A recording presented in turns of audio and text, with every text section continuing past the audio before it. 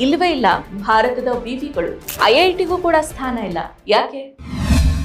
ನಮಸ್ಕಾರ, ADINA.comಗೆ ಸ್ವಾಗತ. ನಾನು ಸಪನ.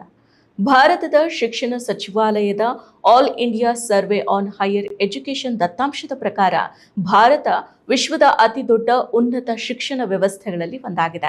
53,133ಕ್ಕೂ ಹೆಚ್ಚು ಕಾಲೇಜುಗಳು ಮತ್ತು 1,391 ವಿಶ್ವವಿದ್ಯಾಲಯಗಳ ಜಾಲ ನಗರಗಳು, ಪಟ್ಟಣಗಳು ಮತ್ತು ಸಣ್ಣ ಜಿಲ್ಲೆಗಳಲ್ಲಿ ಹರಡಿಕೊಂಡಿದೆ.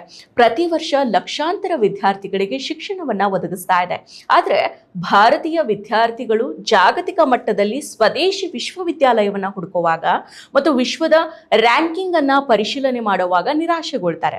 ಯಾಕಂದ್ರೆ ವಿಶ್ವದ ಟಾಪ್ 100 ಪ್ರಮುಖ ವಿಶ್ವವಿದ್ಯಾಲಯಗಳ ಪಟ್ಟಿಯಲ್ಲಿ ಭಾರತದ ಒಂದೇ ಒಂದು ವಿಶ್ವವಿದ್ಯಾಲಯವು ಕೂಡ ಸ್ಥಾನವನ್ನ ಪಡೆದುಕೊಂಡಿಲ್ಲ.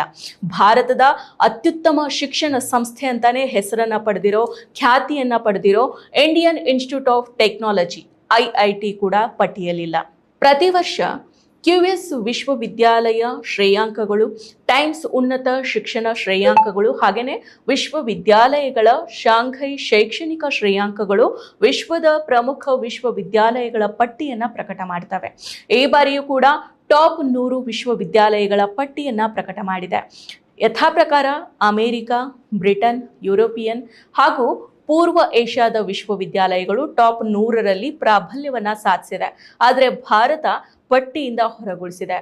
ಜಗತ್ತಿನ ಇತರ ದೇಶಗಳಿಗೆ ಹೋಲಿಕೆ ಮಾಡಿದ್ರೆ ವಿದೇಶಿಗಳಿಗೆ ವಿದ್ಯಾಭ್ಯಾಸಕ್ಕಾಗಿ ಹೆಚ್ಚು ವಿದ್ಯಾರ್ಥಿಗಳನ್ನು ಕಳಿಸೋ ರಾಷ್ಟ್ರ ಅಂದರೆ ಅದು ಭಾರತ.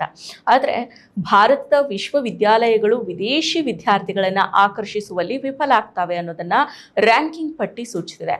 ಈ ಪಟ್ಟಿ ಕೇವಲ ಅಂಕಿಅಂಶ ಮಾತ್ರ ಅಲ್ಲ, ಕಳೆದ 70 ವರ್ಷಗಳಿಂದ ಶಿಕ್ಷಣವನ್ನ ಒದಗಿಸ್ತಾ ಇರೋ ಹಲವಾರು ವಿಶ್ವವಿದ್ಯಾಲಯಗಳು ಇನ್ನೂ ಕೂಡ ವಿಶ್ವ ಖ್ಯಾತಿಯನ್ನ ಪಡೆಯುವಲ್ಲಿ ಯಾಕೆ ಹಿಂದುಳಿದಿದೆ ಅನ್ನೋ ಪ್ರಶ್ನೆಯನ್ನು ಕೂಡ ಹುಟ್ಟುಹಾಕುತ್ತೆ.